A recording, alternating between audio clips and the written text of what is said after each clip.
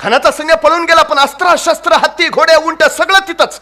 मराठी सैन्याने टिपलं, पळत जाऊन ताब्यात घेतलं. महाराजांना माहिती आहे 4000 घोडे घेऊन आलाय खान. 2000 घोडे पळून जाण्यात यशस्वी होतील, पण या प्रसंगात 2000 घोडे आपल्याला मिळणारच आहेत, मिळणारच. आणि मिळाली.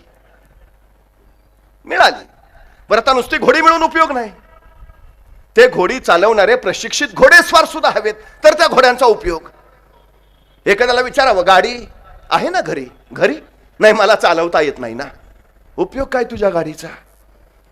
2000 घोडी मिळाली, पण घोडी चालवणारे प्रशिक्षित घोडेस्वार असतील तर त्याचा उपयोग. 10 नोव्हेंबर 1659 या दिवसाच्या बरोबर 6 महिने आधी महाराजांनी आपल्या 2000 लोकांना घोडेस्वारीचं शिक्षण देऊन प्रशिक्षित करून ठेवलंय. आणि त्यांना सांगितलंय 6 महिन्यानंतर 10 नोव्हेंबरला सायंकाळी 4 वाजता तुम्हाला घोडे मिळणार आहेत, बुकिंग झालेलं आहे.